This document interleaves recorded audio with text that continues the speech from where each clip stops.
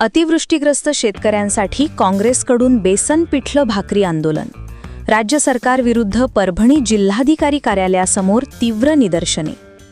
अतिवृष्टीमुळे उद्ध्वस्त झालेल्या बळीराजाला दिवाळीच्या सणालाही कुठल्याही प्रकारची मदत मिळाली नाही. या विरोधात आज भारतीय राष्ट्रीय काँग्रेसच्या वतीने जिल्हाधिकारी कार्यालयासमोर अनोखे बेसन पिठलं भाकरी आंदोलन करण्यात आले. या आंदोलनातून शेतकऱ्यांची दयनीय अवस्था आणि सरकारची उदासीनता दाखवून दिली गेली. या आंदोलनात काँग्रेस नेते बाबाजानी दुर्राणी, माजी उपमहापौर भगवान वाघमारे, माजी आमदार सुरेश देशमुख, नदीम इनामदार तसेच जिल्ह्यातील अनेक काँग्रेस पदाधिकारी व कार्यकर्ते मोठ्या संख्येने सहभागी झाले होते.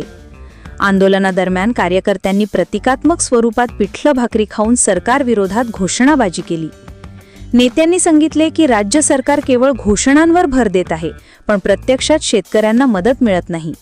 अतिवृष्टीमुळे हजारो एकरवरील पिके नष्ट झाली, जनावरांना चारा नाही, घरं कोसळली, तरीही सरकारकडून कोणताही ठोस निर्णय घेतलेला नाही.